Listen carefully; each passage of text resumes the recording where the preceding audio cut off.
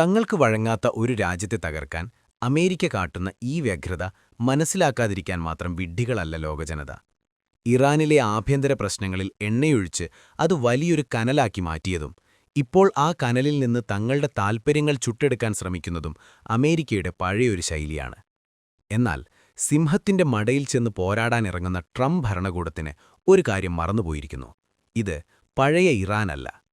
2026 ജാനുവരിയിലെ ഈ ശനിയാഴ്ച പുറത്തുവരുന്ന വാർത്തകൾ തികച്ചും ആശങ്കാജനകമാണ്. ഇറാനിലെ ആഭ്യന്തര അശാന്തിയെ ഒരു സൈനിക ഇടപെടലിനുള്ള മറയാക്കി മാറ്റാനാണ് ട്രംപ് ഭരണകൂടം ശ്രമിക്കുന്നത്. ഇറാനിയൻ സൈനിക കേന്ദ്രങ്ങൾക്കെതിരായ വലിയ തോതിലുള്ള വ്യോമാക്രമണങ്ങൾക്കായി അമേരിക്കൻ ജനറൽമാർ അടിയന്തര പദ്ധതികൾ തയ്യാറാക്കുന്നതായി റിപ്പോർട്ടുകൾ സൂചിപ്പിക്കുന്നു. ഇസ്ലാമിക് റിപ്പബ്ലിക് രാജ്യവ്യാപകമായി അശാന്തിയുടെ 3ാം ആഴ്ചയിലേക്ക് കടക്കുമ്പോൾ തങ്ങൾ സഹായിക്കാൻ തയ്യാറാണെന്നും തടഞ്ഞുകിടക്കുകയാണെന്നും ട്രംപ് തന്റെ ട്രൂത്ത് സോഷ്യൽ പ്ലാറ്റ്ഫോമിലൂടെ വീമ്പ് പറയുന്നു. എന്നാൽ ഈ സഹായം വെറുമൊരു പ്രഹസനമാണെന്ന് ലോകത്തിന് നന്നായി അറിയാം. 2025 ഡിസംബറിൽ ആരംഭിച്ച സാമ്പത്തിക പ്രതിസന്ധികൾക്ക് പിന്നിൽ ദശകങ്ങളായി അമേരിക്ക അടിച്ചേൽപ്പിച്ച ഉപരോധങ്ങളാണെന്ന സത്യം ട്രംപ് മറച്ചുപിടിക്കുന്നു.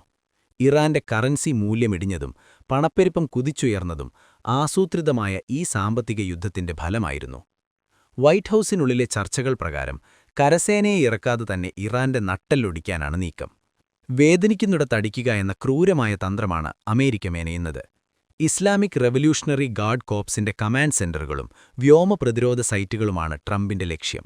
2025 ജൂണിൽ ഫോർഡോയിലെ ആണവ നിലയങ്ങൾക്ക് നേരെ ബങ്കർ ബസ്റ്റർ ബോംബുകൾ ഉപയോഗിച്ച അതേ ഹീനമായ വഴിയിലൂടെ വീണ്ടും സഞ്ചരിക്കാനാണ് അമേരിക്കൻ നീക്കം. മനുഷ്യാവകാശങ്ങളുടെ പേര് പറഞ്ഞ് ഒരു രാജ്യത്തിന്റെ പരമാധികാരത്തെ വെല്ലുവിളിക്കുന്നത് അമേരിക്കയുടെ ചതിയൻ ചെന്നായയുടെ ചോരകുടിയൻ നയത്തിന്റെ ഏറ്റവും പുതിയ ഉദാഹരണമാണ്. 65 പേർ കൊല്ലപ്പെട്ടു എന്ന കണക്കുകൾ ഉയർത്തിപ്പിടിച്ച് ഇറാന്റെ ആകാശത്ത് അമേരിക്കൻ ബോംബറുകൾ പറക്കുമ്പോൾ അത് സമാധാനത്തിനായല്ല, മറിച്ച് തങ്ങളുടെ ഇന്ധന താൽപ്പര്യങ്ങൾ സംരക്ഷിക്കാനാണെന്ന് ലോകം എന്നേ തിരിച്ചറിഞ്ഞു കഴിഞ്ഞിട്ടുള്ളതാണ്. ഈ ഭീഷണികൾക്ക് മുന്നിൽ തലകുനിക്കാൻ ഇറാൻ തയ്യാറല്ല. പരമോന്നത നേതാവ് ആയത്തുള്ള അലി ഖമേനി നേരിട്ട് അമേരിക്കയെ വെല്ലുവിളിച്ചു കഴിഞ്ഞു. ഇറാനികളുടെ രക്തം പുരണ്ട കൈകളാണ് അമേരിക്കയുടേതെന്നും കലാപമുണ്ടാക്കി രാജ്യത്തെ തകർക്കാൻ നോക്കുന്നവർക്ക് കടുത്ത ശിക്ഷ നൽകുമെന്നും ഇറാൻ വ്യക്തമാക്കുന്നുണ്ട്. സജീവമായ സൈനിക ആസൂത്രണത്തിലേക്ക് അമേരിക്ക കടക്കുമ്പോൾ തങ്ങളുടെ ഓരോ തരി മണ്ണും സംരക്ഷിക്കാൻ ഇറാനിയൻ ജനത സജ്ജമാണ്.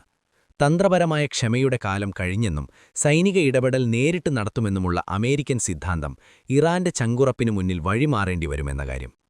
1980കളിൽ സദ്ദാമിനെ മുന്നിൽ നിർത്തി അമേരിക്ക നടത്തിയ യുദ്ധത്തെ അതിജീവിച്ച ഇറാന് ട്രംപിന്റെ ഈ വ്യോമാക്രമണ ഭീഷണി വെറുമൊരു മരീചിക മാത്രമാണ്. അമേരിക്കൻ ആധിപത്യത്തിന് വഴങ്ങാത്ത ഏതൊരു രാജ്യത്തെയും തകർക്കുക എന്നത് ആ രാജ്യത്തിന്റെ പണ്ടുമുതലുള്ള നയമാണ്. എന്നാൽ ഇറാൻ എന്ന പടക്കുതിരയ്ക്ക് മൂക്കുകയറിട്ട് കളം പിടിക്കാനും ലോകത്തെ വിറപ്പിക്കാനും സാധിക്കുക എന്നത് ഇത്രയും കാലമായി ഒരു രാജ്യത്തിനും സാധിക്കാത്ത കാര്യമാണ്. ഇന്ന് ട്രംപ് വിരിക്കുന്ന ഈ യുദ്ധവലയിൽ ഇറാൻ കുടുങ്ങുമെന്ന് കരുതുന്നവർക്ക് തെറ്റ്. ആകാശത്ത് ബോംബറുകൾ വിട്ടതുകൊണ്ട് ഒരു ജനതയുടെ ആത്മാഭിമാനത്തെ തകർക്കാൻ കഴിയില്ല. ഇറാന്റെ മണ്ണിൽ ചോര വീഴ്ത്താൻ വരുന്നവർക്ക് അവരുടെ ചോര കൊണ്ട് മറുപടി നൽകാൻ ടെഹ്റാൻ പ്രാപ്തമാണ്.